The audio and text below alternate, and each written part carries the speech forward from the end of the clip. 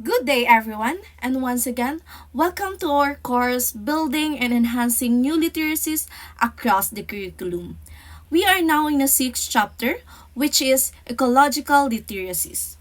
We have discussed different literacies, and now let's go back to nature.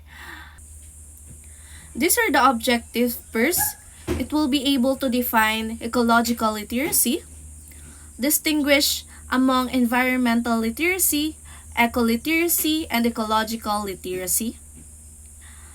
The next is describe an eco-literate person and recognize individual and collective rules and protecting and rehabilitating the environment and ecosystem. To formally start this discussion, John Lai 1994 said, "The development of ecological understanding is not simply another subject to be learned, but a fundamental change in the way we see the world." So John Lai is saying that understanding ecologically is not just about learning facts. It's about changing how we view the world around us. It's like putting a new pair of glasses that helps us see how everything in the nature is connected and how our actions affected the environment. So it's not just a subject in school, it's a new way of thinking about our place in the world. Now, let's talk about what is ecological literacy. So there are a lot of definitions about ecological literacy. But now, let's talk about Mina and Allison 2000 definitions about what is ecological literacy. So ecological literacy refers to an individual's understanding not only of ecological concepts but also of his or her place in the ecosystem. So meaning to say ecological literacy is about knowing how the natural world works, including things like how plants and animals and environments interact. But it's more than just knowing facts, it's also understanding our own role in nature and how we impact it. For example, someone is ecologically literate might understand that using too much plastic can harm ocean animals, and they might choose to use reusable bags instead. It's like having a good understanding of nature and knowing how to live in a harmony with it. So now, another definitions of ecological literacy by Jordan 2009. Ecological literacy means to enable conscious and participate citizens to make informed decisions or take actions on environmental issues. So meaning to say ecological literacy helps people to understand nature and how it works so they can smart choices about the environment. It's like learning the language of the earth so you can speak up for it and protect it. For instance, if someone knows that planting trees helps clean the air and provide homes for animals, they might decide to join tree planting. So likewise, David Orr 1994 pointed out that the root of environmental crisis is the individual's inability to think about ecological patterns, system of causations, and long-term effects of the human actions. So David Orr's argument highlights that the main reason we're facing environmental issues is because many people don't consider the bigger picture when they make decisions. They don't think how they don't think about how different parts of nature are connected or how our actions today can affect the environment in the future. For example, when we use a lot of plastic bags without recycling them, they can end up the ocean, harming marine life and causing pollutions that last for a long time. Essentially, it's about not realizing the consequences of our actions on the environment as a whole. And also, he argued that ecologically literate persons understand the dynamics of the environmental crisis, which includes the understanding of how people become so distracted. So, in simple terms, being ecologically literate means understanding the problems pacing the environment, and why they are happening. It's like knowing why forests are disappearing or why pollution is harming wildlife. For example, an ecologically literate person would grasp that deforestation happens because people need more land for farming or urban development, leading to habitat loss for animals. They understand the human actions behind environmental destructions and can work toward solutions to protect nature. Let us proceed to characterizing an eco-literate person.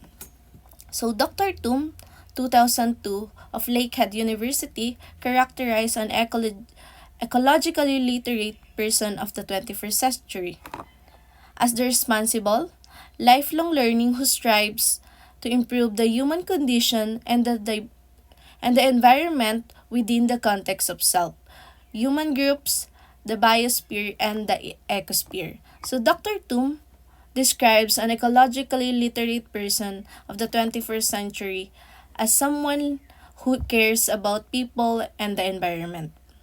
This person is always learning and trying to make things better for themselves, their communities, and the planet. They understand they understand how everything is connected in nature, from individuals to ecosystem, and they work to improve the well-being of both humans and environment. Essentially, there's someone who actively seeks to make the world a better place to everyone and everything in it. The ecologically literate person, in order to achieve the aforementioned ultimate goal, should become an inquirer. First, an inquirer. An inquirer who actively secures basic skills and knowledge is someone who is curious and eager to learn about how to take care of the environment. For example, they might learn about recycling and composting to reduce waste and help protect nature. They want to understand their role in the world and how they can make a positive impact on the environment. So the next is a reflective learning. So a reflective learning who understand the value and limitations of human knowledge, the power and limitations of the natural world, the rule of intuition in real life pursuits, and the rule of self as it manifested in one's personal narrative. So the next is an intelligently self-directed. So who engages a self-appraisal, sets new learning objectives, develops plan to achieve those objectives, carries out those plans in flexible, inquiry-directed manner, and reflects on the whole process. The next is morally responsible. So who governs actions with percepts responsibility, seeking justice and equality for all, that maintain harmonious relationships. So the next is an ecological responsible. So ecological responsible who embodies ecological ideals in daily life. And the last is and seeks self transcendence. So who moves beyond the limitations personal ego by identifying with human groups, past and future, flora and fauna, ecosphere that transcend the individual life and scope and time. So, the ecologically literate person of the 21st century has a positive view of life and has the capacity to competently perform significant life, work, and related tasks, such a view enables her to look upon the human experience positively and all living. Now let's talk about greening initiatives in colleges and university. So, increased awareness of environmental degradation and concern for its rehabilitations have prompted colleges and universities to green their campus. A green campus is a place where environmentally responsible practice and education go hand in hand and where environmentally responsible tenets are borne out by example.